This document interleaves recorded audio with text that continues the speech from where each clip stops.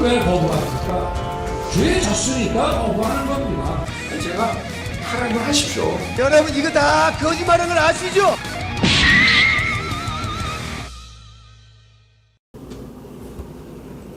네, 시청자 여러분 안녕하십니까? 대한민국 최고의 저널리즘을 추구하는 백운기의 정어리 TV로 오신 여러분들 환영합니다. 자, 용빠따 금요일 밤에 항상 여러분을 찾아뵙고 있습니다.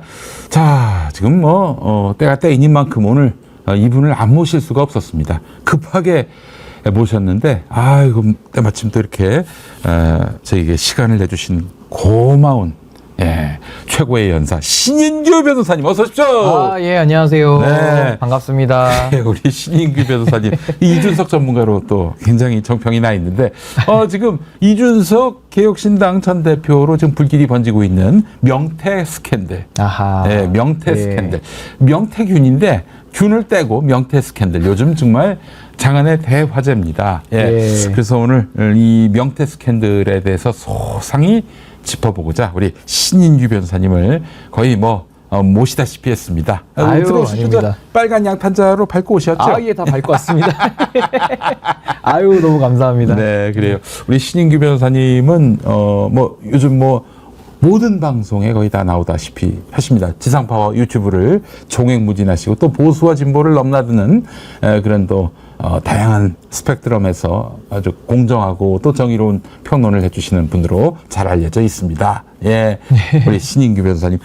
저기 신인규 변호사님을 제가 저기 페이스북에서 팔로우 하는데, 와, 그냥 주중 스케줄을 보니까 연예인 아유, 아닙니다. 정도의 스케줄이 아닌가 하는 그런 생각이 들고요. 그러니까 이제 스케줄이 좀 많아지고 있는 건 맞는데요. 네네. 제가 이제 사실 본업이 또 변호사다 보니까 네네네. 제 업도 있고 예. 또 방송까지 두 개를 해서 이제 힘든 거지. 그거 다 하세요?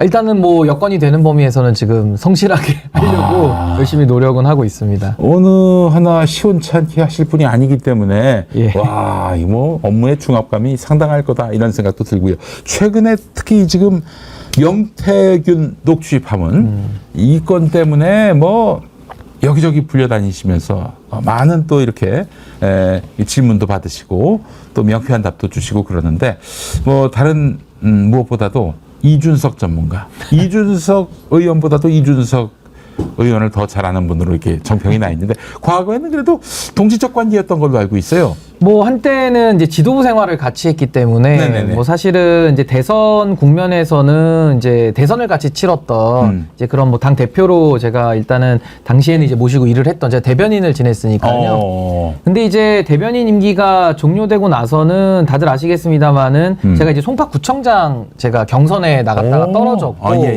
그 이후에는 이제 당에서 이준석 대표를 그냥 축출하는 국면이 발생이 됐어요. 그렇죠. 그래서 제가 이거는 이준석 대표에 대한 호불호를 떠나서 이 정당 민주주의를 이렇게 짓밟는 게 공당에서 가능하냐. 그래서 제가 그때 당원들을 모아서 소송을 한번 했었고요. 그 이후부터는 이제 이준석 의원을 제가 이제 정치인으로서 봤을 때는 이거 좀 함께 정치를 하기는 좀 매우 곤란하고 어려운 지점이 많다 생각이 들어서 이제 자연스럽게 이런 좀 결별이라고 그러면 마치 무슨 사귄 것 같아가지고 좀 표현이 이상합니다만은 이제 정치적인 행보는 이제 완전히 단절되고 이제 각자의 길을 가게 된 것이죠. 예, 알겠습니다. 자, 그 이야기는 광고를 듣고 할 텐데, 자, 우리 바다별장님, 백운기 앵커님, 꾸벅 반갑습니다. 여기 백운기 앵커님이 어디 계십니까? 김용민이에요, 김용민. 네, 자, 김용민이가 진행하는 용빠따 4회 광고 보고 오겠습니다.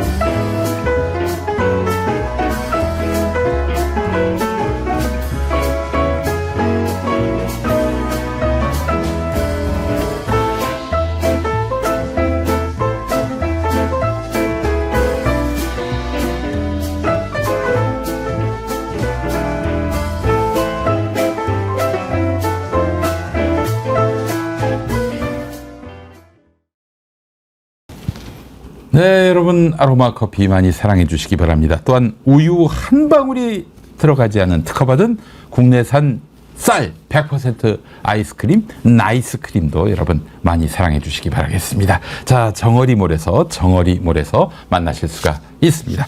자, 신인규 변호사님. 네. 자, 그러면 이제 국민의힘의 대변인까지 하셨고 지금은 이제 국민의힘을 또 나오신 거죠? 저는 작년 10월에 제가 탈당을 했습니다. 아, 그러시구나.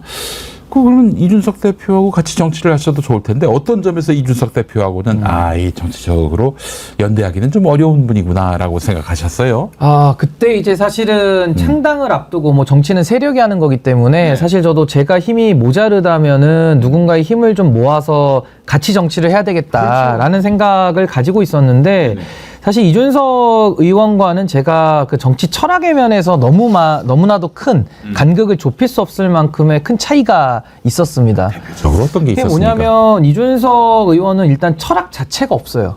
아, 철학이 없다? 예, 그러니까 무철학이기 때문에, 그러니까 그때그때마다 어떤 평론, 어떤 그 현상 대처는 상당히 능한데, 임기응변은 능한데, 이제 그걸 좋아하시는 분도 계십니다. 근데 저는 어떤 철학을 가지고 일관되게 본인의 주장을 구성하는 거에 전 좀 익숙하고, 사실 정치를 하다 보면 저도 뭐 지금 이제 정치인으로서 성장해가는 과정이니까 완벽할 수는 없지만은, 그래도 하나 분명한 것은 철학의 기반으로 정치를 할 것이냐, 아니면 철학 없이 임기응변이나 땜빵으로 정치할 것이냐, 요거는 너무나도 큰 간극이거든요. 임기응변에 있어서는 대한민국 최고인 것 같아요. 정말 말씀하신 뭐 그게 이제 대로. 저는 뭐 정치인으로서 좋은 재주인지 나쁜 재주인지는 모르겠습니다만은 이제 그렇게 정치를 하는 분이라는 걸 이제 제가 알았기 때문에 이건 같이 하기 어렵다. 그리고 행태 면에서도 요즘에 이제 소위 그 어그로 끈다 그러잖아요. 그러니까 언론을 당연히 정치인으로서 뭐 활용하는 거 저는 어느 정도는 괜찮다고 보는데 이준석 의원은 제가 옆에서 볼 때는 언론 중독입니다. 그래서 언론 중독이기 때문에 저는 이런 정치 행태는 동의할 수 없다. 그리고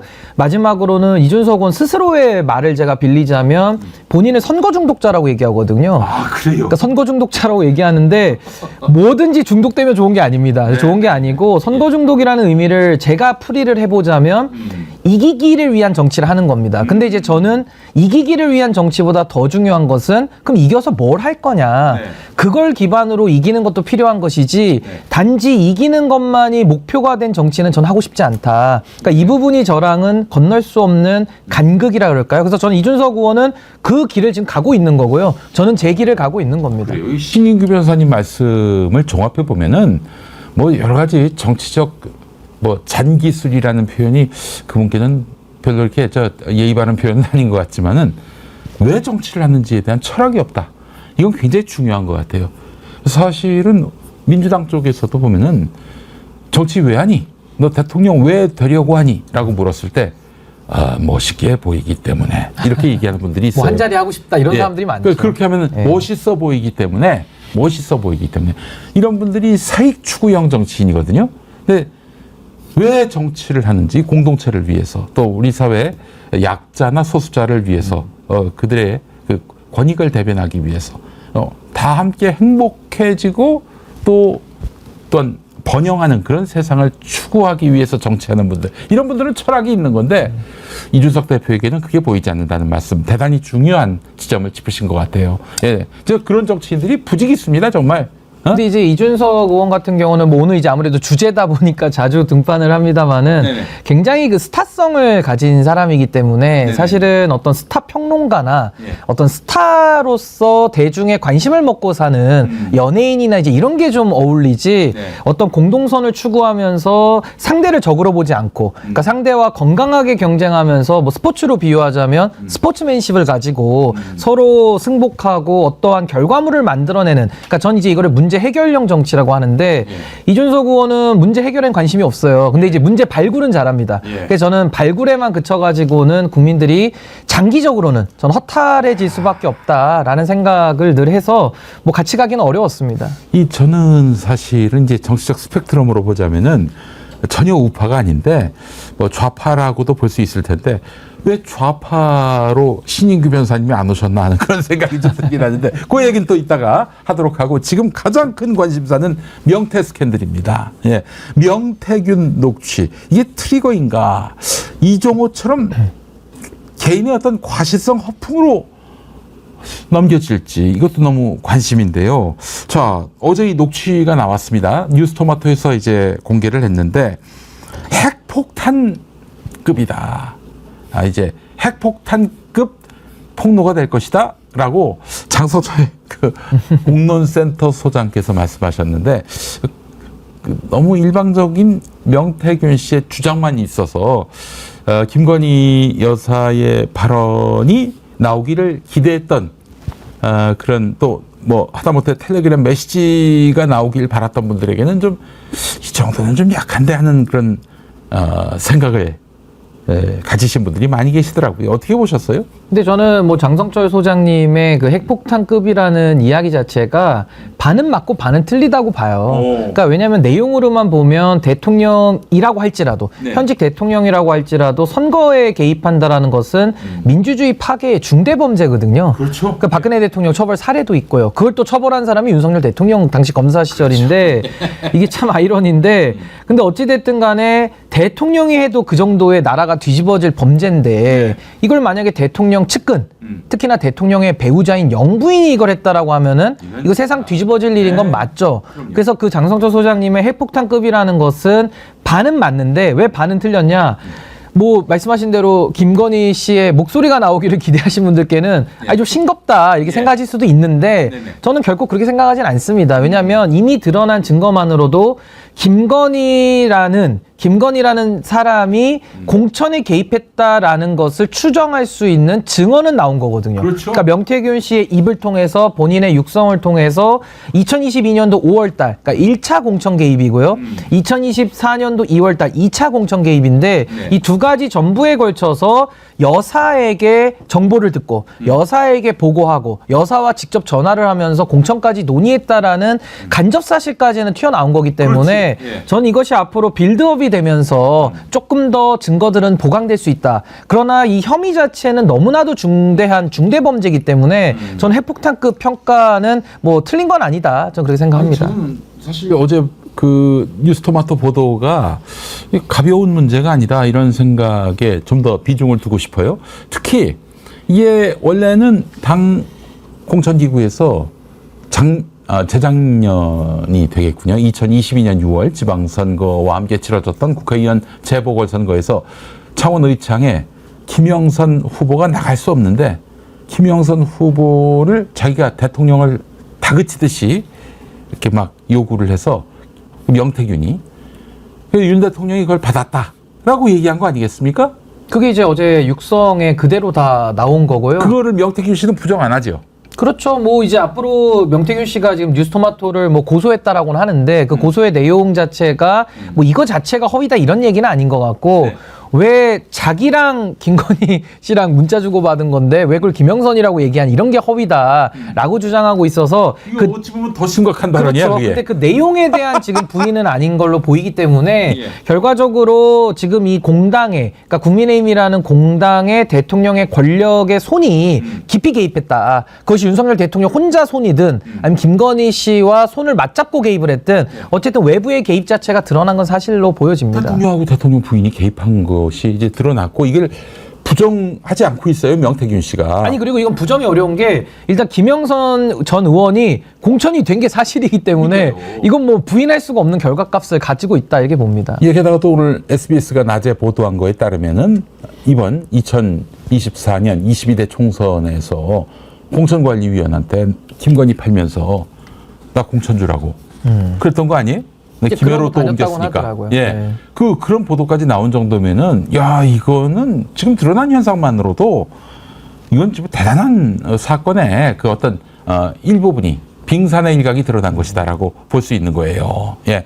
자, 그런데 말이죠. 지금 이준석 대표가 그 언론 중독자가, 요즘 굉장히 약한 모습을 보이고 있습니다. 예? 아니, 왜 그러죠?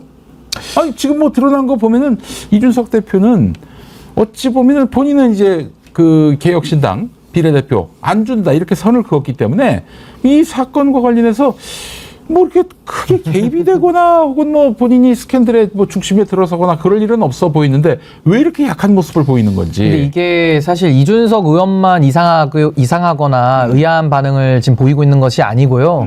개혁신당 구성원들 전체가 지금 약간 상태가 이상한 반응을 보이고 있습니다. 예를 들면 이준석 의원은 공천 개입 혐의라고 하는 중대한 민주주의 파괴 범죄가 지금 세상에 드러나고 있는 국면에서 뭐 대통령 배우자가 뭐 선의에 조언할 수 있지. 그거 뭐 문제냐. 내지는 소리예요. 그건 진짜. 그렇죠. 그러니까 내지는 뭐 애매하고 뭐 완결성이 떨어진다라는 대통령실의 입장을 앵무새처럼 반복을 하고 있습니다. 평론가로 갑자기 돌변하고 말이죠. 아니 근데 그리고 더 심각한 문제는 본인이 소스가 돼가지고 뉴스토마토 기사가 나간 그 A 의원이 자기다. 뭐 엄밀히 말하면 B 의원이라고 합니다만은 A, B가 이제 천하람, 이준석 이 두 분이라는 거 아니겠습니까? 근데 이거를 열흘 정도는 숨겼어요. 숨기고 나서 이제 와서는 그게 나다라고 마치 무슨 몰래카메라를 하듯이 하면서 원소스 제공자가 본인들인데 갑자기 여기에 대해서는 뭐 민주당이 정쟁한다는 식으로 또 책임을 전가한다라든지 지금 너무나도 그 소위 말하는 좀 너무나도 엇나간 반응을 지금 보이고 있고 또 하나는 개혁신당 대표라고 하는 허은하 대표는 어제 인터뷰 나와가지고 지금 이 사안의 본질을 규정할 때 그거 굉장히 중요하거든요. 본질을 뭐로 규정하냐면은 실패한 로비다 이렇게 얘기를 하고 있어요. 실패한 로비면 용서가 됩니까? 아니 그게 아니라 지금 이 사안은 실패한 로비 사안이 아니죠. 그렇죠. 지금 이 사안은 대통령 부부의 특히나 김건희라고 하는 영부인의 공천 개입이 지금 핵심인 거지. 김영선 입장에서 성공을 했든 실패를 했든 그 로비가 무슨 의미가 있습니까? 그거는 김영선과 개혁신당 둘 사이에 칠불사 가서 논의할 문제지 전혀 본질이 아니라는 거예요. 게다가 김종인 위원장도 방송에 나오셔가지고 이제 어제 나온 방송인데 CBS 방송 나가셔가지고 자기는 그 칠불사에 대해서 전혀 모른다는 거예요. 근데 바로 방송을 통해서 김용남 의원이나 김철근 총장의 발언을 빌리자면 당시에 그러니까 문제가 됐던 공천 개입 그 다음 날 칠불사를 갔다 온 다음 날이 이제 올해 3월 1일이거든요. 그때 김종인 위원장도 현장에 있었다는 거예요. 칠불사에 있었습니까? 아니 칠불사 말고 칠불사 갔다 와서 논의하는 과정 속에 김종인 위원장도 있었다는 겁니다. 그러면 난 모른다. 그럼 모른다고 할 수가 없는데 방송 나와서는 처음 듣는다라고 얘기를 하니까 이것도 좀 이상하고요. 그리고 천하람 의원 같은 경우도 방송 나와가지고는 이 사실에 대해서 자기는 전혀 모른다는 식으로 이야기를 했었는데 알고 보니까 뉴스토마토 기사에 의하면은 그 칠불사 같이 있었다는 거예요. 같이 있었다는 거죠. 그러니까 김영선도 있었고 명태균도 있었고. 그러니까 제가 지금 개혁신당 인사들의 면면들을 좀 소개해드리지만 당시에 중요한 일들을 하셨던 분들 그리고 지금도 책임 있는 자리에 있는 분들이 방송 나와서 하시는 부분들을 요약해보면 이 사안을 공천 개입이라고 하는 민주주의 파괴의 중대범죄 혐의를 범죄가 아니라고 지금 얘기를 하고 있고요. 프레임을 전환하고 있고 그 사실관계를 답해야 될 의무를 가진 사람들이 거짓말을 하고 있거든요. 그럼 이런 것들을 종합적으로 본다면은 뭐가 캥겨가지고 김건희의 공천 개입이라고 하는 이 중대한 범죄 혐의를 왜 개혁신당이 저렇게 집단화돼서 왜 쉴드 쳐주고 편들어주고 왜 국민들의 편에 서지 않고 왜 권력자의 잘못된 것을 잘못이라고 지적하지 못하고 감싸주는 쪽에 가 있느냐. 그게 과연 개혁신당의 개혁이고 새로움이냐. 국민들은 이렇게 묻고 있는 거거든요. 아니 지금 이준석 대표는 사실 그 국민의힘 또 윤석열 정권과 싸워야 이득 아닙니까? 싸워야 이득 아니에요. 그래서 지금 보수 여권 내에서 세대 교체는 물론이고 세력 교체의 대안으로서 개혁신당이 자리하고 있는데 이 기회를 이용해서 또 더 많이 알고 있다면은 이걸 그 공세의 어떤 수단으로 삼아서 더 몰아세울 수 있는데 갑자기 약한 모습을 보이니까 많이 이상해요. 아니 근데 그게 이제 이득의 관점을 떠나서요. 정의의 관점 그리고 범죄냐 아니냐의 관점에서 본다면 이거는 이득이 안 되더라도 본인들이 알고 있으면 알릴 의무가 있는 거죠. 그러니까 세상 앞에 안 드러났으면야 우리가 뭐 강요를 할 수는 없겠습니다만은 이미 보도가 나오고 본인들이 언론 나와서 이미 한 얘기들이 있기 때문에 그 텔레그램을 봤다는 거 아닙니까? 그러면 이준석 의원은 텔레그램을 봤는데 아무것도 아니야. 호들갑 떨지 마. 이렇게 얘기할 게 아니고요. 그 내용이 뭔지를 국민 앞에 밝혀서 본인이 봤다는 거 아닙니까? 국민들이 평가하게 해야죠. 국민들이 평가를 하게 하고 뭐 완결성이 떨어진다 이런 얘기를 자꾸 하는데 오늘 기준으로 그러니까 오늘 기준으로 본다 그러면 이미 녹취록까지 나왔잖아요. 그 완결성이 뭐가 떨어집니까? 완결성이 더 충족이 되죠. 그리고 게다가 공천 개입이라고 하는 것은 이준석 의원이 개념을 완전히 잘못 알고 있는 것 같아요. 그러니까 무슨 말이냐면 내가 원하는 사람, 그러니까 권력자가 내가 원하는 사람을 꽂아야지만 공천 개입 범죄가 성립된다 이런 논리를 전제로 완결성 운운하고 있는데 그게 아니라 박근혜 대통령도 여론조사를 2군데만 현직 대통령이 신분해서 2군데만 돌려본 것만으로도 이거 선거 개입이고 민주주의 파괴 범죄다. 이렇게 해서 처벌받은 거거든요. 아니 그 박근혜 대통령은 또 게다가 자기는 몰랐다. 자기는 지시한 바 없다. 그랬지만은 정무수석이 했기 때문에 당신이 한 거 맞다. 처벌받았죠. 그래서 2년형 받은 거 아니에요? 아니 그러니까 그래서 제가 말씀드리고 싶은 것은 박근혜 대통령도 누구 원하는 사람 꽂았다고 얘기하지 않거든요. 여론조사를 돌려본 것 자체가 현직 대통령이 공천에 개입하는 행위를 한 것이다. 그래서 처벌을 받은 거예요. 그렇다면 김건희 씨든 윤석열 대통령이든 현직 권력자 아닙니까? 이분들은 누구 원하는 사람을 자기가 꽂아야지만 완결적으로 범죄가 성립하는 것이 아니고 누구를 그 지역 출마하지 못하게 내지는 그 지역구를 옮기게끔 만들어도 그게 개입이에요. 그러니까 공천 개입에 대한 범죄 혐의가 세상 앞에 드러났는데 이준석 의원이 대통령실의 논리를 그대로 받아가지고 완결성이 떨어지니까 그냥 선의의 조언이다 이렇게 얘기하는 것은 그럼 김건희 씨에 대해 가지고 선의의 학력 위조고 선의의 양평 고속도로 노선 조작이고 선의의 주가 조작이고 선의의 명품백이 되는 거거든요. 그리고 그 장모님은 선의로 잔고 조작을 증명한 게 되는 거예요. 그러니까 이런 식으로 권력자에게 부안해동하고 권력자에게 아부하는 법 해석을 하는 것은 이준석답지 않고 그 청년 정치로서 국민들이 기대했던 새로운 정치가 아니고 마치 국민권익위원회가 그 명품백을 뇌물로 규정하지 못하는 그 비겁함을 그대로 지금 개혁신당이 답습하고 있다. 전 그렇게 봅니다. 개혁신당은 왜 그럴까요? 대체 이준석 대표는 왜 그럴까요? 뭐 그 원인은 여러 가지가 있겠지만 우리 추정하시기. 제 추정은 일단 이준석 의원은 이 공천 개입이 세상에 드러나는 것 자체가 부담스러운 것 같습니다. 그러니까 첫 번째는 국민의힘 얘기인데. 근데 첫 번째는 본인이 김건희 여사와의 관계가 여전히 필요하다라는 게 전제되어 있는 것 같아요. 그러니까 예를 들면 지금 한동훈 대표가 국민의힘 대표인데 보수 주자 아닙니까? 근데 이분이 지금 흔들리고 있고 지지율이 막 떨어지고 있거든요. 그럼 이준석 의원 입장에서는 한동훈이 가면 본인이 그 자리를 차지할 수 있겠다라고 생각을 하면서 지금 현재 권력자인 김건희, 그러니까 뭐 비선 대통령이라고 하는 이 김건희와의 연결 관계가 상당히 중요하다. 그러니까 보수의 차기 권력을 본인이 가져가기 위해서 이게 필요하다라고 저는 보는 것 같고요. 아니, 김건희 덕을 보겠다는 거예요, 그럼? 아니 그래도 보수의 현재 주류니까 한동훈이 나가면 그 자리를 본인이 차지하겠다라는 생각 아닌가 싶고요.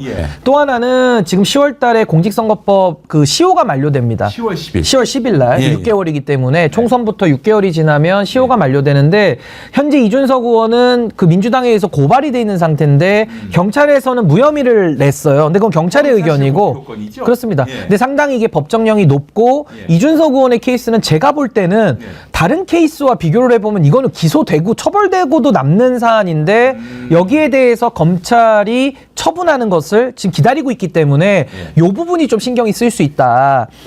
그리고 더 중요한 게 뭐냐면 더 중요한 건 뭐냐면 이준석 의원은 지금 이 공천 개입, 그러니까 2024년도 2월 달에 있었다라고 하는 이 공천 개입은 전 2차 개입이라고 부르고요. 1차 공천 개입은 언제냐면 시간을 1년 반 전으로 돌리면 2022년 5월 달입니다. 이것도 이제 명태균 씨의 녹취가 나온 부분인데 그때 1차 공천 개입 혐의가 있을 때도 당대표가 이준석 의원이에요. 당시 공관위원장은 윤상현 의원이고 윤상현 의원한테 전권을 넘겼다 이런 식으로 그렇죠. 얘기했어요. 윤상현 의원이고 그때 창원 의창에 전혀 연고가 없는 김영선 의원이 명태균 씨의 지금 도움과 개입으로 김건희 씨와 연결이 돼가지고 공천을 받았다는 게 지금 드러나고 있거든요. 확인됐어요. 그렇다면 이준석 의원 입장에서는 지금 2차 공천 개입이 문제가 되고 있는데 이게 공론화가 돼서 문제가 되면 본인이 공천했던 1차 공천 개입 부분도 밝혀질 것이다. 그렇다면 본인이 만약에 그 공천 개입 혐의에 알았다면, 알고 협조했다라면은 공범이 되는 거고요. 만약에 당시에 나는 몰랐다. 나는 너무 순수하고 깨끗하고 해서 몰랐다. 이러면 완전히 무능해지는 거거든요. 그러니까 이 알았으면 공범, 몰랐으면 무능이라는 이 프레임에 본인이 갇힐 것을 염려한 나머지 그냥 이 2차 공천 개입부터 무마를 시켜야 그래야 본인이 산다고 생각하는 것 같고요. 그리고 마지막으로는 이게 전 더 중요하다고 보는 게 지금 명태균 씨가 네. 김건희 씨와 지금 관계를 맺어가지고 여기까지 왔다라고 지금 알려져 있는데 그렇죠. 동시에 예. 이 명태균 씨는 이준석 의원하고도 오랜 시간 관계를 맺어왔다라고 지금 보도가 나오고 있어요. 그 명태균도 이준석 약점을 많이 알고 있다. 그렇죠. 그러니까 예. 뭐 약점 부분이라기보다는 명태균 씨가 다치게 되면 그 불똥이 관계를 친하게 맺어온 이준석 의원 입장에서는 이게 나에게도 영향을 미칠 수 있겠다. 네. 그러니까 명태균을 보호해야 할 예. 나름의 개인적인 필요성도 있는 거 아닐까라고 저는 다각도로 그냥 추정을 해보고 있습니다. 추정을 더해보자면은 2022년 김영선이 공천됐던 그 선거에서 김영선 공천을 가능하게 했던 한 축이 이준석 대표가 아닐까 하는 그런 추정을 해봅니다. 뭐 여성으로서 경남에서 국회의원 당선된 첫 사례라고 하잖아요. 그런 상징적인 어떤 의미를 만드는 데 있어서 나도 기여했다. 이준석도 그렇게 광을 팔고 싶을 것이고, 그렇다면은 김건희, 윤석열뿐만 아니라 이준석도 김영선 그 당선에 공헌을 했다, 공천을 줬다 이러면은 또 불똥이 튈까봐 이거 염려해서 저렇게 발을 빼려고 하는 것인지 싶기도 합니다. 그러니까 이런 거죠. 이준석 의원 입장에서는 그때 당시에 당 대표인데요. 네.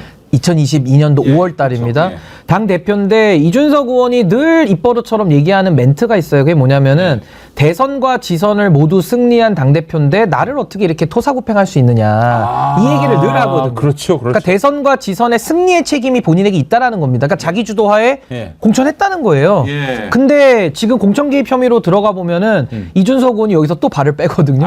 그렇죠. 발을 빼면서 윤상현이가 다 한 거라고. 이 공천은 내가 한 게 아니라 윤석열 의원한테 다 일임했다. 나는 모른다. 지금 이렇게 가고 있어요. 네. 그러니까 왜 윤상현 의원에게 책임을 미루냐면, 만약에 공천 개입이 있었더라도 이건 윤상현 의원하고 있었던 일이고 나는 무관하다. 지금 이렇게 밑자락을 깔고 있는 거거든요. 네네. 그렇다면 이준석 의원의 말대로 본인이 과연 무관하냐? 그렇진 않죠. 왜냐하면 본인이 당 대표였기 때문에 윤상현 공관위원장을 임명한 사람도 이준석 의원이고요. 그리고 그 공천장에 도장을 찍은 사람도 이준석 의원이거든요. 근데 만약에 그 과정에 김건희 씨를 비롯한 권력자들의 국정 개입, 공천 개입이 있었다라면은 이준석 의원 입장에서는 그 개입을 알면서도 참아줬다라고 하면은 방조를 한 것이고, 만약에 몰랐다, 예. 그럼 완전히 무능해지는 거거든요. 그 완전히 그냥 모르는 사이에 코 베어갔다 이런 얘기이기 때문에 저런 사람에게는 당대표뿐만 아니라 국회의원직도 맡겨서는 안 되는 겁니다. 그러니까 이준석 의원은 더 이상 정치를 할 명분을 잃어버린다. 이게 본인에겐 굉장히 뼈아픈 부분 아닐까라는 추측이 됩니다. 한 가지 장면이 생각이 납니다. 뭐냐면은 아마 나토 회의인가 거기를 2022년 6월에 윤석열 대통령 부부가 갔다 왔어요. 갔죠. 돌아온 날인가 간 날인가 돌아온 날로 저는 기억하는데, 돌아왔을 때 그 당대표로서, 여당 대표는 항상 나가잖아요. 출국할 때 또 귀국할 때. 예. 대통령이 악수를 할 때는 그냥 윤 대통령한테는 이렇게 악수하는데 김건희한테는 90도로 막 이러면서 했단 말이에요. 그래서 처음에는 또 장난을 하나, 좀 뭐 이렇게 웃겨보려고 한 건가 그런 생각이 들었는데, 이미 그때 이 권력의 그 지금 핵심에 누가 있는지. 그러니까 저는 이 말씀 드리고 싶어요. 우리가 침묵하는 방조자라는 게 있거든요. 그러니까 이준석 의원이 당시 이제 1차 개입 때 어떤 적극적인 공천 개입에 협조까지는 안 했더라도 김건희 씨가 이렇게 공천 개입하고 있는 게 지금 드러나잖아요. 그때 당시에는 내밀하게 본인들끼리만 알았겠지만 세상에는 지금 드러났단 말입니다. 그럼 그때의 시점으로 우리가 거슬러 올라갔을 때 이준석 의원이 당시에 그 권력자들, 김건희, 윤석열 부부가 공천에 농단을 하고 있는데 그걸 알면서도 본인이 침묵하면서 동조를 했다라고 한다면은 그것도 정치적으로는 타격이면서 동시에 알았다라고 한다면은 본인이 방조범이 되니까 그 부분은 상당히 좀 부담이 될 수밖에 없을 거고요. 몰랐다라고 얘기도 굉장히 하기가 좀 난처할 겁니다. 국민의힘을 박차고 나와서 새로운 보수의 깃발을 들고 개혁신당을 만들었단 말이죠. 이 사태가 터졌을 때 가장 민주당보다도 여러 뭐 진보 계열의 야당보다도 더 선명하게 윤석열 정권을 들이받아야 하는 게 우리가 기대하는 이준석 대표의 그 행보인데, 지금은 완전히 꼬리를 내리고 어디 쥐구멍에 숨는 그런 분위기란 말이죠. 굉장히 놀랍습니다. 도대체 왜 이러지?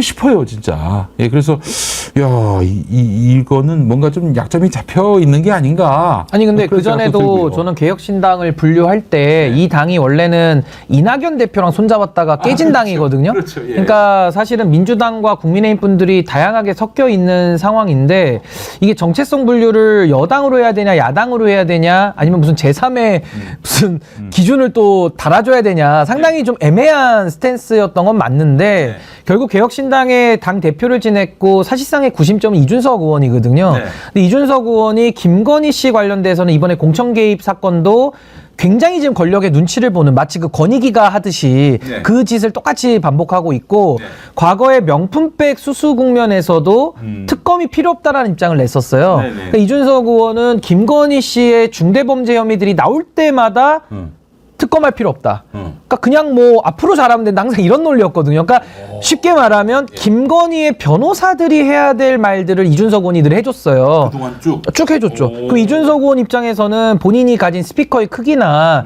국민적 기대를 가지고 봤을 때 말 한마디 한마디가 영향력이 크지 않습니까? 근데 그 큰 영향력을 가지고 국민들을 위해서 개혁을 위해서 새로움을 위해서 그 권한을 쓰는 것이 아니라 김건희 쉴드해주는데 그 모든 힘을 갖다 썼단 말이죠. 그래서 저는 이쯤 되면은 이준석 의원은 김건희 하수인 아니냐.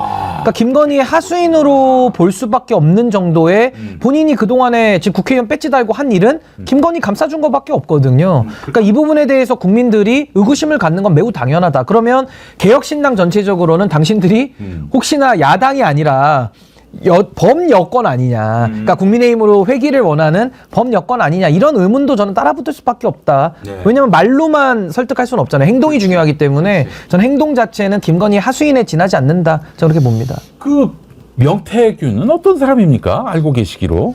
일단은 명태균 씨는 굉장히 그 여론조사 쪽에 좀 탁월한 능력이 있는 분으로 저는 알고 있고요. 여론 동향을. 뭐 분석이라든지 조사 기법이나 뭐 이런 쪽에 탁월한 능력이 있는 분으로 알려져 있고 뭐 뉴스토마토 기사에 의하면은 김종인 위원장하고도 가깝다. 그리고 뭐 오세훈, 이준석, 박완수, 김영선 막 이런 분들 이름이 나와요. 그러니까 굵직한 의원들과 교분을 오래 쌓아온 것 같고 특히나 김종인 위원장의 말씀을 빌리자면 이준석 의원이 당대표 되던 2021년도 6월, 7월 그때도 명태균 씨가 이준석 의원을 적극 도왔다. 열심히 도왔다. 그럼 여론조사를 잘 아는 분이 열심히 도왔다라고 한다면은 어떤 일을 했을지는 대충 이게 추론이 되지 않습니까?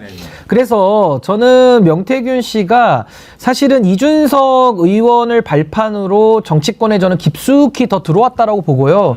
뭐 어떤 과정을 거쳐서 여기까지 왔는지 모르지만 결과적으로는 윤석열, 김건희 부부와 대통령 취임식을 하기 전날에도 직접 전화를 하는 정도로 굉장히 가까워졌다. 그러면서 공천에 대해서도 본인의 뜻을 윤석열, 김건희를 통해서 실제 당에 관철시키는 능력까지 보여줬거든요. 그러니까 굉장한 지금 이 보수, 특히나 국민의힘 내부에는 어마어마한 영향력을 갖고 있는 사람이다. 특히나 PK 지역에서.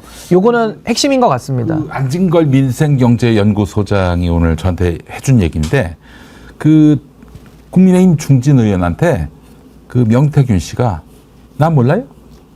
나 몰라요? 그랬다는 거예요. 그 뭐냐면은 야 내가 정치적 위상이 얼마나 높은데 국민의힘 의원식 돼가지고 나를 몰라? 이런 얘기이기도 하고 또 지역에서는 굉장히 좀 이렇게 소위 좀 거들먹거리면서 본인의 영향력을 좀 과시했다라고는 하더라고요. 아, 또 저기 얘기 들어보면은 뉴스토마토 보도에 따르면 그 명태균 씨가 김영선 전 의원 그래도 퇴물이었지만은 5선이었는데 이분한테 뭐 쌍욕도 했다고. 나이도 많으시죠. 예. 그렇다고 해서 야, 그 상석에 앉고 자기가. 네네네. 이런 거 보면은 또 대통령과도 그 스스럼 없이 통화하고 공천에 관여할 수 있고 이런 점을 보자면은 야 이분의 그 위상은 우리는 잘 몰랐지만은 상당하구나 이런 생각도 들고 그 요즘 관심이 있는 게 지금은 윤 대통령 또 김건희 씨하고 어떤 관계인지 보니까 2월 말에 김영선을 그 말하자면은 어떻게든 개혁신당 비례대표 1번으로 만들기 위해서 접촉한 걸로 보입니다. 칠불산에. 그렇죠? 칠불사에서 이제 만남을 가졌다고 하는데 뭐 지금 기준으로 본다면은 명태균 씨는 김건희 여사랑은 이제 좀 척을 지지 않게 됐을까? 그러니까 척을 지지 않았을까 싶어요. 의절한 듯한 느낌이죠? 지금은. 예, 지금은 그래 보이고요. 예. 아무래도 요게 이제 변수인 한동훈 대표를 빼고 얘기할 수는 없을 것 같은데 사실은 명태균 씨나 김건희 씨나 결국에는 김영선 의원을 가지고 어떠한 뭐 김영선 의원만 갖고 했겠습니까? 결국에는 이 PK 지역을 가지고 큰 판들을 짰겠죠.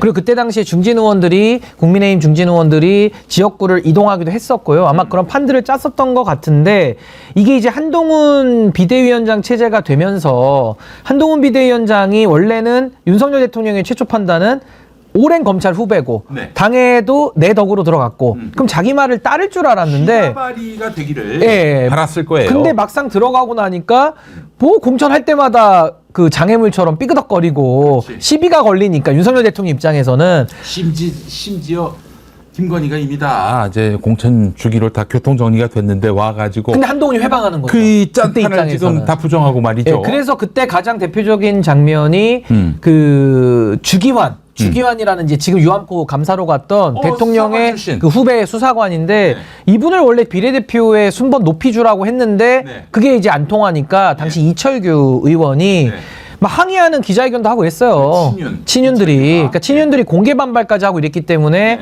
나름대로 한동훈 비대위원장 체제에서 이 명태균과 김건희가 짰던 판은 상당히 좀 장애에 부딪혔을 것이다. 그러면서 뭔가 이렇게 잘 안 풀리다 보니까 결국 김영선을 돕던 명태균은 본인이 이준석과도 관계가 있다 보니까 그럼 개혁신당으로 틀어가지고라도 이걸 한번 해보자. 그러니까 뭐 폭로 얘기도 나오고 비례대표 몇 번 갔느냐 얘기도 나오고 이러면서 이준석 의원하고 이제 얘기가 된 것이겠죠. 폭로 얘기가 나왔을 땐 이미 그 윤석열 김건희와는 끝난 거죠. 의절을 한 걸로 보이고 그게 2월 상황이고요. 저는 2월 3월에는 이제 명태균 씨와 김건희 씨의 관계는 좀 정리가 됐을 걸로 보여집니다. 지금도 사이가 안 좋을 것이고요.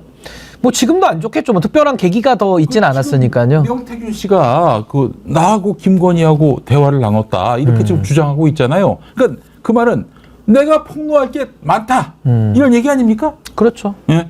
그러니까 야, 그 저기 김영선이하고 저 김건희가 아니라 나하고 김건희하고 거래해서 그러니까 대통령실 들어라 이런 얘기죠. 뭐. 그렇죠. 협박 비슷하게. 내가 입을 열면 여러 사람 다칠 텐데 지금 그 메시지로 저는 읽혔단 말이에요.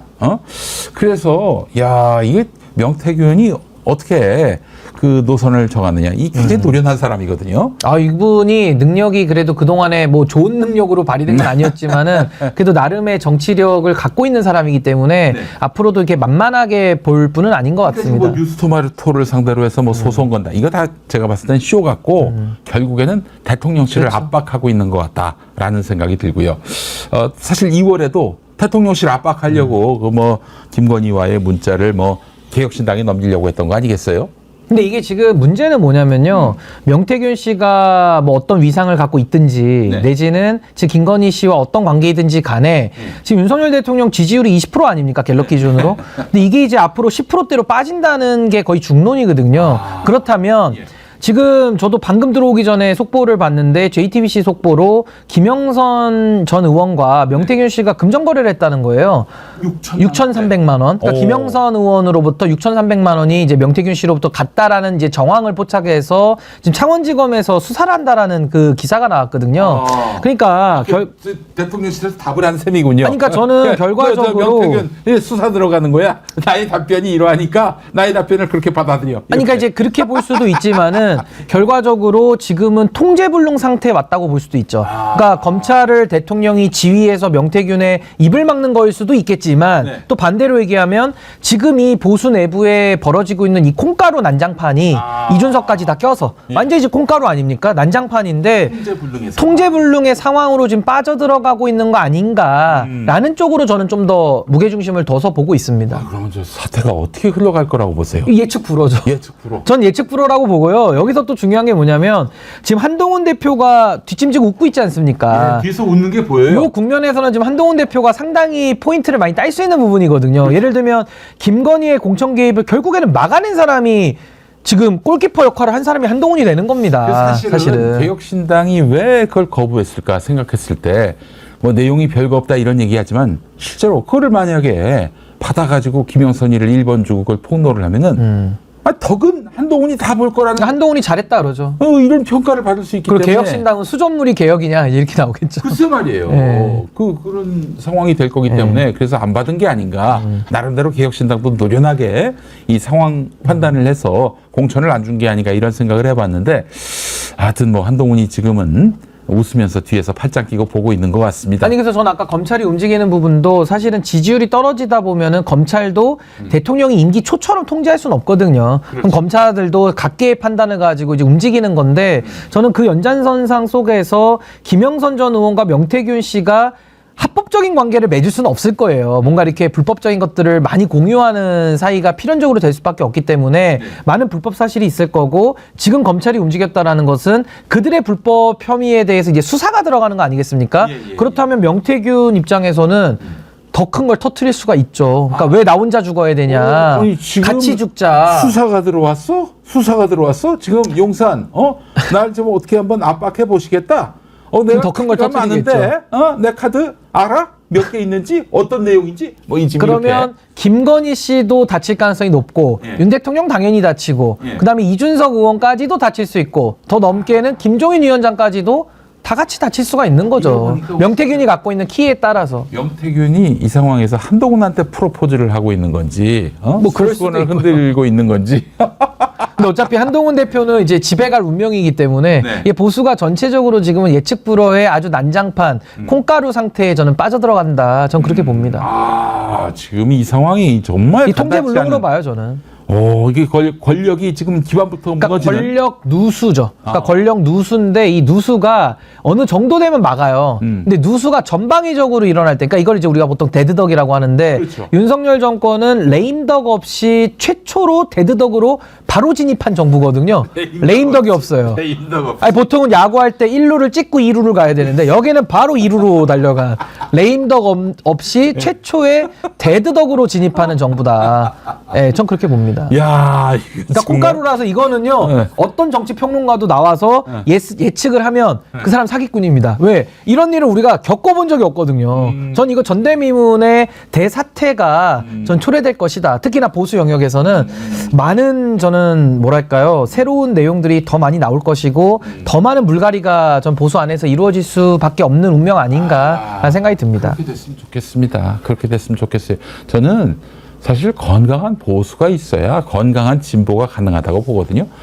양쪽 당사자들이 서로 그 건강한 어떤 그 경쟁을 벌여야지, 이게 한쪽이 완전히 난장판이면 반대편은 발전할 수가 없어요, 기본적으로. 근데 여기는 이제 우리 용바다에는 옆에 털어야 산다 이렇게 되어 있는데 네. 저는 개인적으로 망해야 산다 이렇게 저는 망해야 보거든요. 산다. 그러니까 네. 보수가 그동안에는 좀비처럼 계속 죽었다 살았다 괴물이 된 거예요. 그렇지. 그러니까 저는 이 좀비가 예. 이제는 한번 망해야 되고 한 번은 죽고 한 번은 그 안에서 죄를 떨어낸 다음에 새순이 돋고 새싹이 터야 전 보수가 건강해진다 이렇게 봅니다. 그러니까 제가 이거는 국민의힘을 저주하거나 뭐 잘못되라 이런 뜻이 아니고요. 그럼요. 지금 국민의힘에서 뭐 정권 재창출 얘기를 하기도 하는데 저는 한마디로 정리하거든요. 아니 이미 창출한 정권도 이 개판 난장판인데 무슨 정권을 재창출을 하느냐, 어불성설이거든요. 근데 정당이라는 곳이 정권 재창출을 목표조차 못한다라고 한다면은 그 정당은 기능을 상실하는 겁니다. 그래서 저는 보수가 아예 새롭게 망해야 사는 길로 가는 거 아닌가라고 생각이 듭니다. 이런 유머가 있었습니다. MB 정권 때. 근데 MB가 이제 4대강 살리기 한다고 그랬잖아요. 근데 4대강은 굉장히 녹조가 끼고 뭐 그야말로 물고기가 살 수 없을 정도로 물이 나빠졌는데, 그래서 누가 물어봤다는 거예요, MB한테. 아니 4대강 살리게 한다면서 왜 4대강이 죽어갑니까 했더니 뭐 죽어야 살리기를 할 수 있는 거 아닌가. 그건 이제 이런 개그. 예, 유머예요. 4대강은 그렇게 하면 안 되지만은 네, 예. 우리 보통 인생이라든지 예. 어떤 집단적으로는 이게 한 번은 좀 제대로 정리될 필요는 있겠다. 네. 그러니까 한국 보수가 예. 그동안에 그 썩은 뿌리 위에서 독수독과 이론처럼 네. 동나무에서 동열매만 나오는 거거든요. 그럼요. 그러니까 이건 예. 언젠가는 한번 정리를 해야 되는데 이번에 결과적으로 보십시오. 윤석열, 한동훈, 이준석이라고 하는 이 3자가 사실 한동훈 대표는 웃고 있지만 한동훈 대표는 어차피 집에 가실 운명이거든요. 아, 그래요? 아니 저는 한동훈 대표는 오래 못 견딘다고 보고 그렇다면 결국 윤석열, 한동훈, 이준석이 동시에 무너지는 정말 전대미문의 지금 위기를 겪는 거기 때문에 저는 오히려 보수가 한 번은 좀 제대로 정화될 필요가 있다. 저는 생각이 듭니다. 네. 자, 슈퍼챗을 김지훈님이 10,000원 보내셨고 최정국님은 또 19.9달러를 보내셨습니다. 감사합니다. 고맙습니다. 자, 그 사실은 이 보수 윤석열, 한동훈, 이준석 이분들을 이제 근데 이거는 저는 보수라고 부르기도 싫고 그렇지. 그냥 검찰 정치 네. 거의 이 정도 같아요. 한동훈 대표가 왜 집에 간다고 보세요? 일단은 지금 윤석열과도 각을 세우고 있고 그냥 하나의 근거를 정당 말씀드릴게요. 대표인데, 예. 그게 뭐냐면 네. 한동훈 대표는 정치를 위한 내용과 내공이 없는 사람입니다. 일단 그게 첫 번째고요. 두 번째는 한동훈 대표가 지금 취임하고 나서 그 갤럽 기준으로 보면 장래 지도자 조사라는 걸 하거든요. 네네. 지금 6개월 만에 몇 프로 빠진지 아십니까?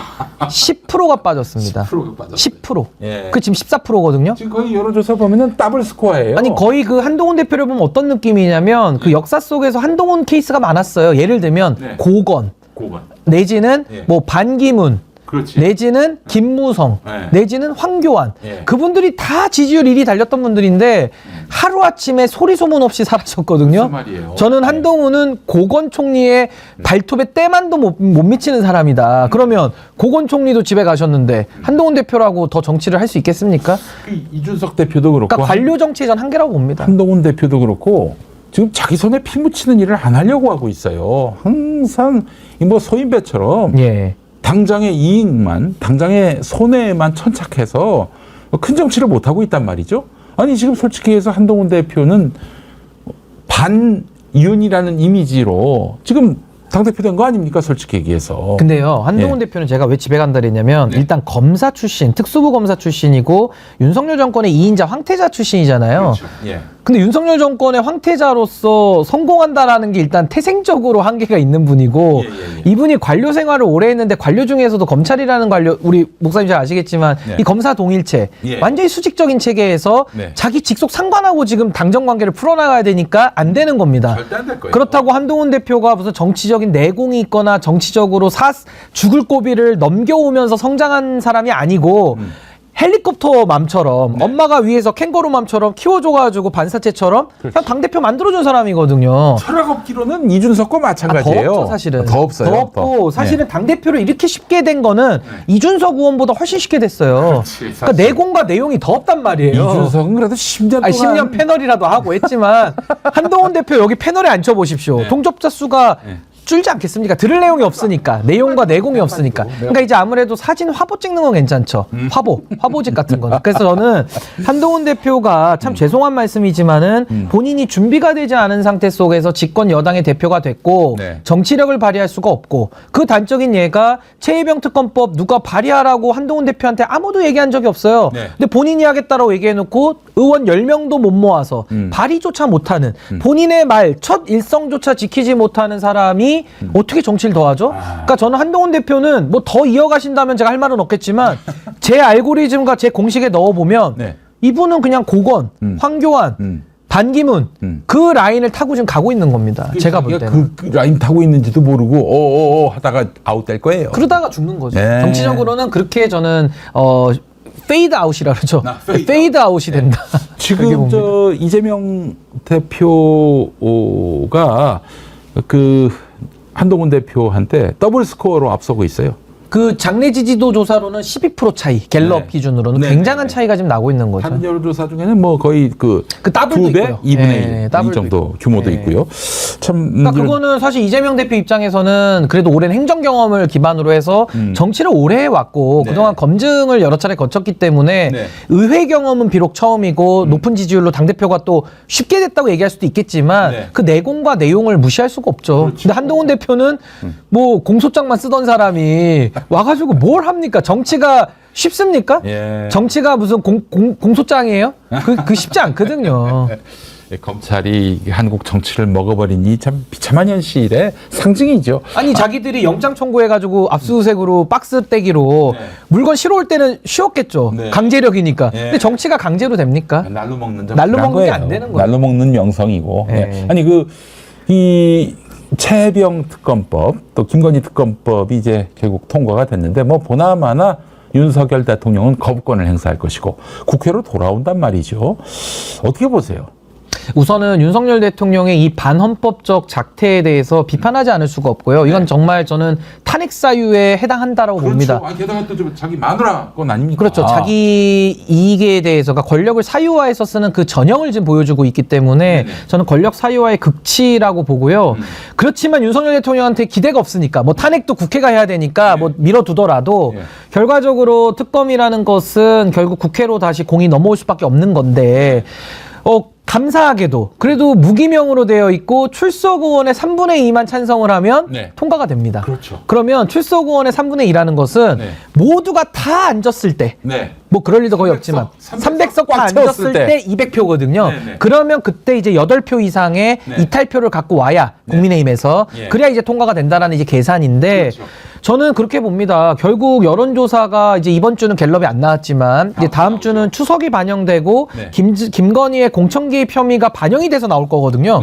뭐 체코를 백날 갔다 와도 지지율이 안 오를 겁니다. 그렇다면 이제는 국민의힘 입장에서는 여론의 눈치를 안 볼 수가 없죠. 이분들이 윤석열 대통령과 함께 그 범죄 혐의를 감춰주는 증거인멸, 수사를 은폐하는 공범이 되는 길을 선택할 것이냐 아니면 지금이라도 윤석열 대통령과 김건희 부부와 절연을 하고 새 출발을 할 것이냐 저는 그 기로에 서 있다라고 보고요. 국민의힘 입장에서 더더욱 윤석열 대통령을 감싸줄 이유가 없는 겁니다. 지금 국민의힘 의원들은 김건희 윤석열 이 사람들을 이고지고 가다가는 자기들도 망한다는 그런 순장조죠. 순장조. 같이 가면 순장입니다. 그런 생각을 하고는 있습니까? 아니 생각을 안 하면 바보고요. 생각을 안 하면 이제 모자른 게 되는 거고. 아니 당연히 생각하죠. 근데 이제 문제는 이분들이 이게 뭔가 집단적 힘, 집단적 의사를 가지고 대통령과 대적할 수 있겠냐 이걸 고민하는 건데. 그래서 사실 10월 10일이 그 선거법 공소시효 만료 그 시점이 대단히 중요하다. 근데 그때 아마 그 재의결도 비슷하게 할 겁니다. 그 언저리로 해가지고. 제가 봤을 때 그래서 10월 11일에 하면 어떨까. 그게 제일 좋지 않을까. 더 이상 예를 들면 기소가 되지 않으면은 그냥 넘어가는 거 아닙니까? 이제 앞으로 윤석열 대통령은 지지율 10% 찍으면요 동네 북이 됩니다. 그냥 지나가다가도 한 방씩 발로 차는 그냥 동네 북이거든요. 그러니까 이제 국민의힘 안에서도 원 내외를 가리지 않고 윤석열 대통령 그냥 밥 먹다가도 씹고 심심하면 때리고 계속 이럴 거예요. 그러니까 지지율이 굉장히 중요하기 때문에 대통령 긍정 지지율이 10%대로 들어오고 더 이상 20%대로 회복 탄력성을 잃어가지고 못 올라간다라고 한다면은 아니 10%짜리 정권을 어떤 여당이 지지합니까? 지원해 줄 수도 없는 거고 아니 국민의 100명 중에 10명이 지지하는 정권을 어떻게 수호를 합니까? 이거는 국민의힘에서도 더 이상은 수인할 수 있는 용인할 수 있는 한계점에 저는 왔다. 저는 그렇게 봅니다. 그래요. 그러면 결국 이제 뭐 어느 특검법이든 뭐 둘 다 통과될 수도 있는 것이고 통과가 된다면은 이후에는 윤석열 손을 떠난 이 수사 탄핵으로 이어질 수밖에 없어 보이는데 근데 보수 진영에서는 박근혜 탄핵이란 큰 트라우마가 있단 말이죠. 그래서 그런 일은 재현돼서는 안 된다. 이런 생각을 갖고 있을 것도 같고요. 그래서 아무리 밉더라도 아무리 싫더라도 윤석열마저도 탄핵당하면은 이거 보수는 괴멸 상황에 놓이게 된다. 이런 목소리도 나오지 않을까 하는 그런 생각이 듭니다만. 그러니까 이게 이제 제가 소위 말하는 이제 밀죽 정치라고 부르는 건데 밀죽 정치가 뭐냐면은 밀리면 죽는다 정치입니다. 밀죽 정치. 밀리면 죽는다. 밀주인 줄 알았어요. 그래서 이게 우리 목사님 말씀하신 대로 결과적으로 보수 진영이 박근혜 탄핵 트라우마가 있기 때문에 여기서 밀리면 우리 다 죽는다. 그러니까 완강하게 더 저항하고 정말 수돗물까지 떠마시는 이런 정말 극단의 비이성 정치까지 가는 거거든요.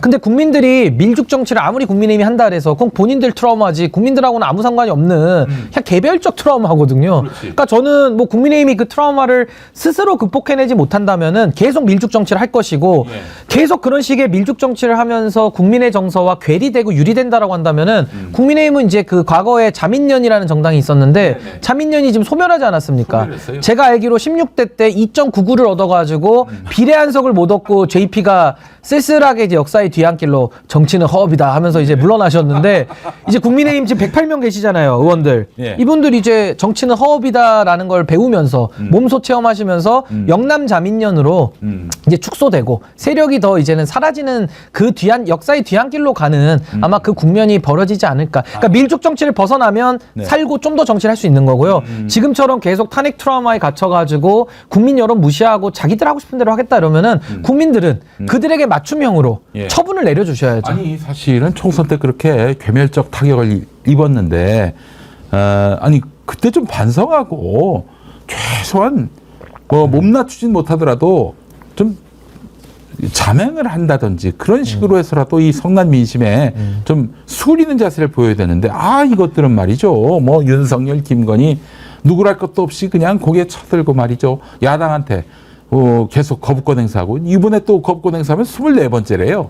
와 이거 뭐 정말 아니 이렇게 해서 국민들한테 외면당하고 지지율이 낮으면은 이 기반 자체가 없는 건데 어떻게 이렇게 무지막지하게 이렇게 그 밀고 나가는 건지 모르겠어요. 근데 제가 아까 그 데드덕으로 진입한 레임덕 없이 진입한 최초의 정부라고 얘기했는데 제가 근거를 갖고 말씀드리는 거거든요. 결국 윤석열 정부는 김건희로 시작해서 김건희로 끝나는 겁니다. 네. 그러니까 김건희 이슈를 처리하지 않고 뭐 오늘도 마찬가지 아닙니까? 아무리 체코를 가도 네. 김건희 이슈로 지금 대한민국은 뜨거워요. 네. 이게 뭐 2달 있으면 사그라들 것이다? 네. 아니 혐의가 너무 많으니까 네. A 혐의 끝나면 또 B 혐의 나오지 않습니까? 네. 그러니까 이게 끝없이 정말 김건희 이슈로 도배되기 때문에 저는 김건희 이슈를 윤석열 대통령이 저는 해결하지 못한다고 보거든요. 자기 배우자를 그럼 감옥에 보내야 되는데 그러면 진작에 보냈죠. 보낼 거면 안 보내고 지금까지 지켜왔잖아요. 네. 뭐 그걸 뭐 사랑꾼이라고 표현하든 뭐 홍준표 시장의 논리로 하자면 그걸 뭐 상남자라고 표현하는 아주 궤변을 말하던데. 상남자라고 볼 수 있어요. 그러니까 네. 그렇게 하니까 데드덕으로 가는 거예요. 네. 네, 그래서 홍준표 논리로 하니까 데드덕으로 가는 겁니다. 그래요. 아주 심플합니다. 이거는 더하기 빼기 거의 수학 수준이에요. 제가 볼 때는. 알겠습니다. 자, 우리 신인규 변호사님과 함께 하고 있는데요. 용빠따. 예. 저는 신인규 변호사님께 묻고 싶었던 게 하나 있었어요. 지난 대선 때 민주당은 왜 진 겁니까? 날카롭게, 정말 살벌하게 말씀하셔도 됩니다. 일단은 뭐 이유를 하나로 얘기하기는 어렵지만 그래도 가장 대표적인 이유는 문재인 정부의 실정이죠. 실정이요? 전 그게 가장 크다고 봅니다. 실정 중에 뭐가 가장 문제였다고 보십니까? 그러니까 가장 대표적인 게 구호 정치예요. 구호 정치. 그러니까 구호 정치로 목소리는 크고 당시에도 자유한국당이라는 아주 상대를 잘 만나가지고 민주당이 잘한 건 없었는데도 반사이익을 최대치로 누렸거든요. 제가 사실은 너무 안타까운 게 자유한국당이 제대로 된 정치를 했다면 민주당도 각성하고 그렇죠. 더 좋은 정치로서 경쟁할 텐데 이 자유한국당이 엉망진창이니까 야, 그래 뭐 정치 대충 해도 되겠지 뭐 이렇게 생각을 한 게 아닌가. 반사이익이고 이제 그걸 적대적 공생관계라고 하는데 그게 이제 양당 정치, 한국 정치가 가진 체질적 한계거든요. 네. 그러니까 그런 것 속에서 민주당이 당시에 보여줬던 모습은 당시에도 아마 기억하시겠습니다마는 문재인 대통령 행정권 갖고 있죠. 네. 국회 입법 권력 갖고 있죠. 네. 사법부도 다 임명했죠. 네. 지방 권력까지 다 갖고 있었어요. 지선까지 다 이겼기 때문에. 그러면 예. 모든 권력을 다 줬는데 국민들은. 근데 대한민국이 얼마나 좋아졌나요? 제가 단적인 예를 하나 들면 검찰 개혁을 5년 동안 외친 게 문재인 정부거든요. 네. 그럼 검찰 개혁의 결과가 지금의 검찰입니까?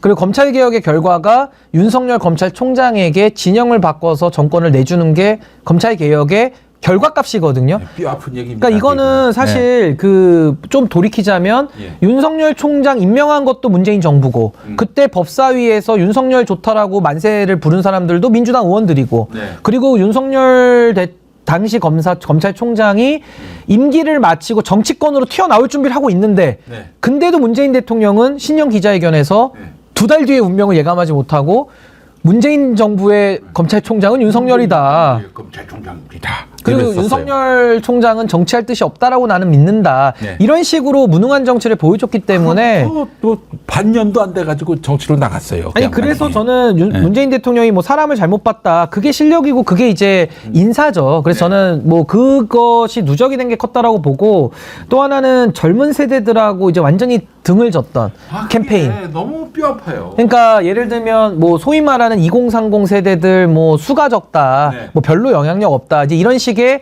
마치 그냥 깔아뭉개고 가도 이길 수 있다라는 그런 약간 오만함이라고 할까요? 이제 그게 이제 젊은 세대들을 상당히 자극했고 네. 그때 뭐 젊은 세대들이 정치에 막 참여를 적극적으로 하면서 네. 상당히 자기 목소리를 냈던 거거든요. 근데 저는 그 흐름 속에서 저는 그때 당시에는 문재인 정부를 심판하지 않을 수는 없었기 때문에 물론 후보가 이제 이재명 대표였습니다만은 네. 저는 뭐 경쟁을 하는 오히려 국민의힘 쪽에 들어올 수밖에 없었던 상황이었고 저는 뭐 태생적으로 보수입니다.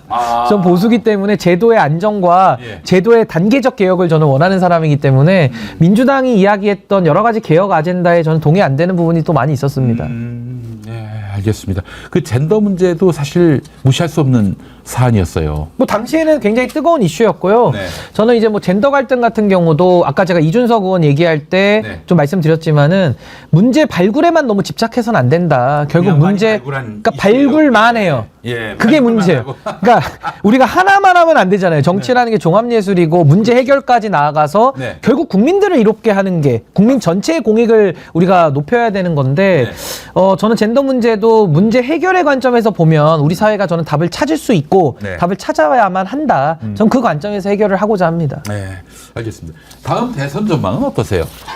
그 지금 뭐 보수에서 나올 만한 후보들은 다 집에 간다, 무너진다 이런 말씀하셔가지고 보수에서 누가 후보로 나올 것이며 결국 이재명 대표하고 붙게 될 것 같은데 어떻게 전망하십니까? 근데 뭐 다음 대선 얘기를 참 지금 임기 대통령 현직 대통령의 임기 절반도 안 돈 상황에서 무너질 것 같은데. 예, 그러니까 그게 이제 나라적 비극인 건데 그래도 뭐 조기 대선 가능성이 열려 있기 때문에 좀 말씀을 드리자면 네.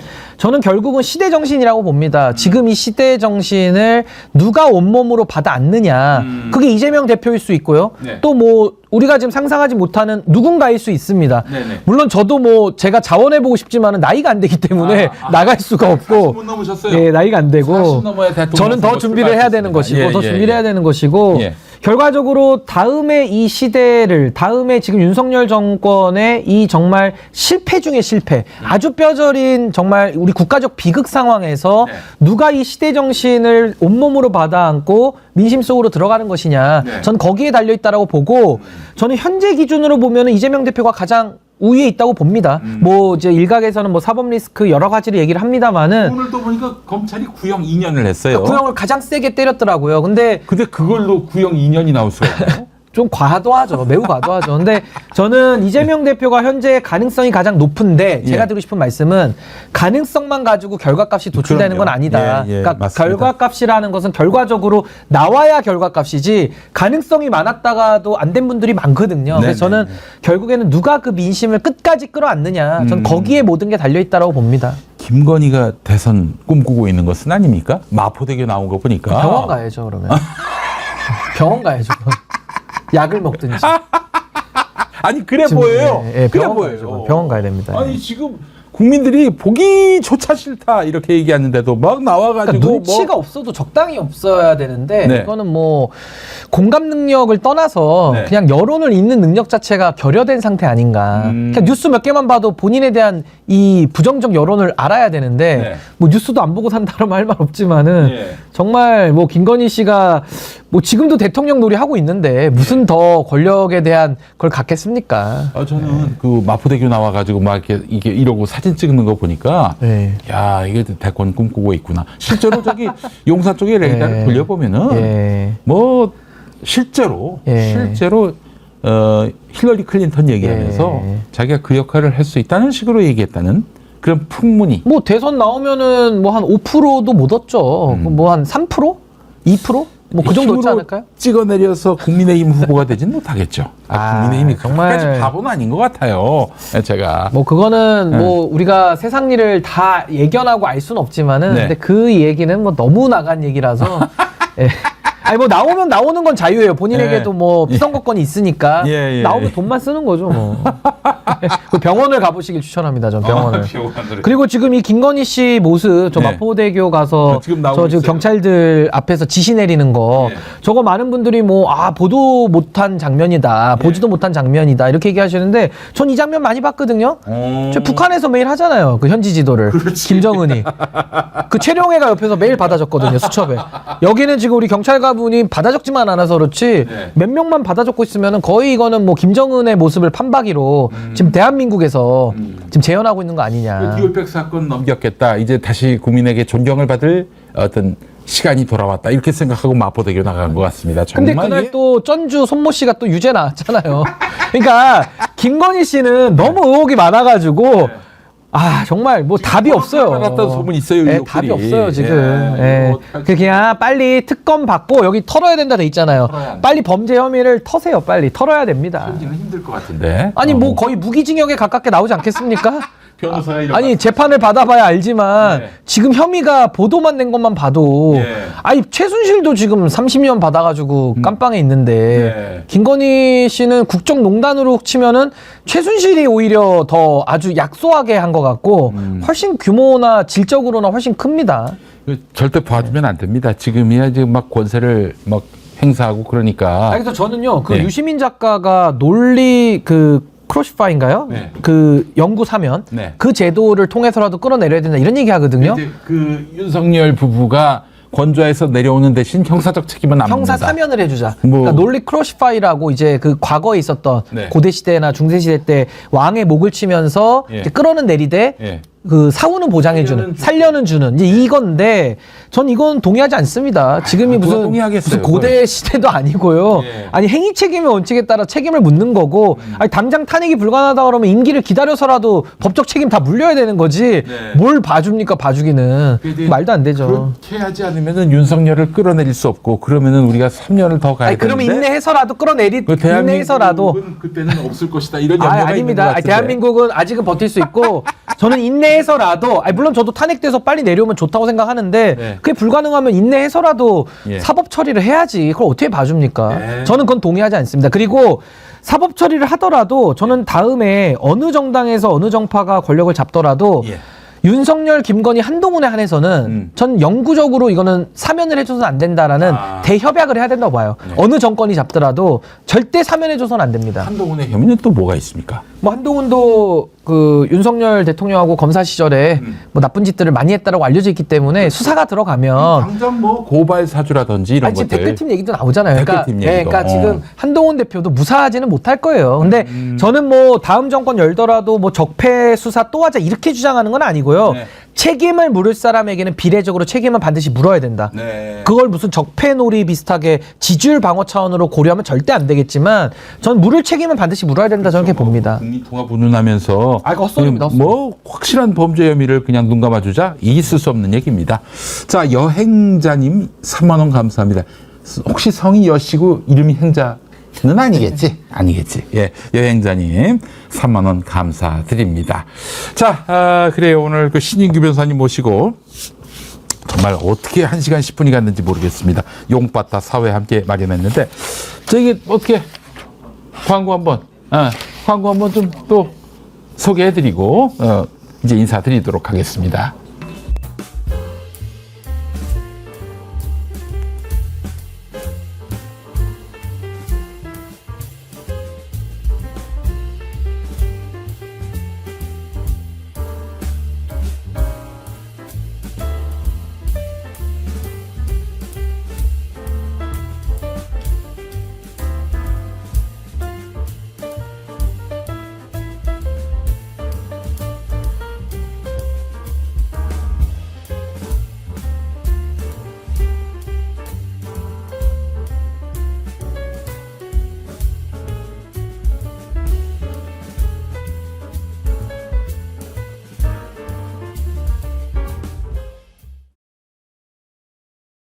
네, 여러분 나이스 깨끼 아이스크림입니다. 나이스 깨끼 아이스 깨끼가 아니라 나이스 깨끼예요. 예, 이 아이스크림이 정말 특별하게도 우유가 한 방울도 들어가 있지 않습니다. 근데 이 유지방 제품으로 보이는데 말이죠. 예, 이게 그럼 뭐가 들어갔느냐? 국내산 쌀 100%로 만든 특허받은 아이스크림입니다. 나이스 깨끼. 콜레스테롤도 제로고 저지방 제품이라서 아이들이나 어른들에게도 정말 건강한 아이스크림이라고 자신있게 말씀드릴 수 있습니다. 맛도 종류별로 있어서 골라 먹기 좋고요. 자, 건강에도 좋은 쌀 아이스크림. 자, 한번 맛보도록 하겠습니다. 제가 아이스크림 참 좋아하는데. 너무 맛있는데요? 예. 이게 어떻게 유지방이 안 들어간 거지? 와. 저는 참고로 솔티드 카라멜 초코 프레이크 맛을 먹고 있습니다. 그래요. 저는 이 딸기 맛인데, 딸기 맛. 맛있습니다.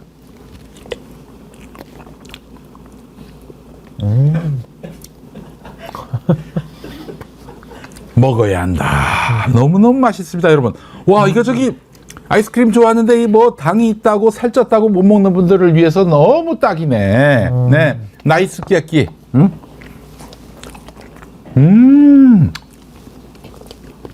어떠세요, 변호사님? 너무 맛있어요. 아, 아니 우유가 안 들어갔다고요? 어떻게 우유가 안 들어갈 수가 있어, 이 맛이? 맛인데? 뭐가 들어간 거야, 그러면? 아이스크림이랑 맛이 똑같아요. 이거 먹는 거랑. 진짜? 몸에도 좋고, 맛도 좋고. 게다가 시원하고, 온몸이 시원하고, 이 폭염, 열돔이 지금 대한민국을 덮었는데, 이 열돔, 네, 이게 좀 국민들이 정말 열을 많이 받고 있어요. 뭐, 김건희가 또 여기에 한 몫을 했습니다만은, 네. 이게 정어리몰에서 판다고요? 와. 정어리몰. 저도 저희 집도 정어리몰 아주 애용하고 있습니다. 그래요. 우리 저 백운기 앵커님 프로그램에 나오시죠? 네, 아유. 출연하고 있습니다. 너무너무 맛있습니다, 여러분. 자, 정말 여러분 강력하게 추천합니다. 나이스 깨끼. 예. 뭐야? 이게? 아니 이게 지금 100ml당 65kcal? 이게 이거면은 저기 저 폴라포 정도예요. 네. 내가 폴라포를 많이 먹어가지고.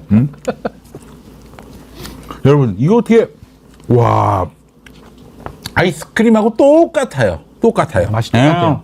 여러분 쌀로 만든 아이스크림, 우유가 한 방도 들어가지 않은 그 특허받은 국내산 쌀 100% 아이스크림, 이게 온라인 최저가가 11,900원. 자, 지금 구매하러 가시기 바랍니다. 지금 우리 이거 하여튼 뭐 저기 공지판에다 올려놨으니까 지금 클릭하셔서 많이 구매해 주시기 바랍니다. 11,000원이 좀 비싸다고 하시는데, 아니에요. 이 정도면은 진짜, 와, 나도 구매를 할 것 같아, 지금 당장. 예, 그래요. 아이고, 너무 맛있는 아이스크림. 마치 오늘 방송 잘해서 선물 받은 것 같아요. 진짜 요즘같이 이렇게 윤석열 정권 때문에 뚜껑 열리고 더울 때 화가 나잖아요. 네. 열 탁 식히기에는 너무 좋은 상품 같습니다. 네, 우리 신인기 변호사님이 정말 쉴 새 없이 정말 그대로 받아 적으면 책 한 권이 나올 그런 말씀을 해주셔서 오늘 방송이 너무 빛났습니다. 변호사님은 보기에 네. 뭐 이건 변호사의 영역에서 할 일은 아니고 종교인의 영역에서 할 말이지만 얼마나 갈 것 같아요, 윤석열 정권이? 돗자리를 잠깐 깔아볼까요? 잠깐 깔아보세요. 네. 저는 원래 윤석열 정권 딱 처음에 봤을 때는 요거 한 2년 정도 버티겠다 싶을 정도로 태생적으로 좀 위험해 보였어요. 네네네. 근데 이제 2년은 지났기 때문에 그건 틀렸고, 그 3년 차를 버텨낼 수 있겠느냐, 그러니까 내년 5월까지 이게 유지가 되겠느냐, 저는 쉽지 않을 것 같아요. 그러니까 저는 올해 가을, 겨울. 어떻게 무너지는 양상이 어떠할 것 같습니까? 그러니까 저는 뭐 민주주의 절차를 우리가 어긋나서 무너뜨릴 수는 없는 거니까, 네네. 저는 뭐 탄핵으로 가지 않을까? 그러니까 예를 들어 특검과 탄핵, 요 국면으로 저는 가는 게 우리가 합법적으로 주권자인 국민들이 권한을 회수하는 거거든요. 최고 권력자로부터. 그러니까 저는 그 방법을 쓰는 수밖에 없다. 왜냐면 윤석열 대통령이 아무리 봐도 반성하거나 깨닫거나 그런 사람이 아니에요. 내려올 사람은 아니에요. 제가 볼 때는. 사실 정상적인 헌법 절차로 내려올 것 같지 않아 보여서. 네. 그래서 사실 정말 이대로 정권이 무너질 수 있을까, 교체될 수 있을까 하는 생각을 하는 분들도 있고, 또 헌법재판소가 자기 친구가 지금 저기 뭐 소장한다면서요. 근데 중요한 건 뭐냐면 이게 박근혜 정부 때도 똑같은 논란이 있었거든요. 네네. 그때도 박근혜 대통령이 다 임명했고 다 보수 성향의 헌법재판소 재판관들이었어요. 그렇죠. 예. 그때도 우리가 돌이켜 보면. 근데 저는 항상 제가 말씀드리는 건데, 핵심은 여론이라고 저는 봅니다. 핵심은. 그러니까 여론이요. 지지율 5% 나와 보십시오. 5%로 더 국정 운영이 불가능해요. 그러니까 저는 이제 공무원들이 일단 말을 안 들어. 5%면 그냥 끝난 거예요. 그러니까 저는 윤석열 대통령에 대한 우리가 가장 크게 역할을 하고 소위 말해서 이제 목줄을 잡을 수 있는 유일한 방법은 네. 지지율이다. 그러니까 전 여론의 힘을 더 쏟아야 되고 그 여론의 구심점을 더 민주당이든 어떤 수권 세력이 네. 더 받아 안아 준다면 저는 더 빠르게 무너뜨릴 수 있다고 봐요. 왜냐하면 이제 국민들은 대한 수권 세력이 눈에 딱 보이면 네. 바로 들고 일어나거든요. 그렇죠. 근데 지금은 이제 민주당에 대해서 국민들이 아직 마음을 다 여신 건 아니기 때문에 이제 그것도 하나 변수로 남아 있는 거고 네. 저는 결과적으로 민주당도 그 노력을 더 해낸다면은 이제 반비례하는 거죠. 무너지는 속도와 예. 수권 준비 속도가 같이 올라간다 그러면은 반비례하면서 네. 전 정권이 훨씬 더 빠르게 무너질 수 있다. 네. 근데 저는 특검과 탄핵 그 국면으로 가지 않을까 싶습니다. 네, 알겠습니다. 자, 이런 빛나는 평론을 해주신 신인규 변호사님과 함께한 용봤다 제4회였습니다. 오늘 행복한 시간 마무리하게 됐습니다. 저희는 또 다음 금요일에 또 올 텐데 우리 신 변호사님 네. 종종 모시겠습니다. 아유, 초대해 주셔서 너무 감사합니다. 예, 이렇게 또 바쁘실 텐데 또 이렇게 급히 또 저희가 요청드렸는데 나와주셔서 너무 감사하고요. 신 변호사님 앞으로 신 변호사님만 쫓아다니면서 방송 본다는 분도 있어요. 아유, 너무 감사드립니다. 더욱 큰 책임감을 가지시고 예. 더 좋은 정보, 더 날카로운 비평 부탁드리겠습니다. 네. 오늘 감사합니다. 감사합니다. 저는 다음 주에 뵙겠습니다. 안녕. 네? 모집 멘트 좀 해주세요. 어떤 또예요? 아니 모집 멘트. 그래. 예. 지금 해줘야 돼? 지금 알겠습니다. 아직 안 끝났나 보죠. 양질의 방송을 위해서 여러 광고 주님들의 그 많은 문의 기다리고 있습니다. 자, 지금 안에 주소 나오고 있습니다. 나오고 있어요? 네. 예, 나오고 있습니다. 여러분 여기로 연락 부탁드리겠습니다. 여러분 다음 주에 뵙겠습니다. 안녕! 특검을 왜 거부합니까? 죄 졌으니까 거부하는 겁니다. 제가 하라는 걸 하십시오. 여러분 이거 다 거짓말하는 걸 아시죠?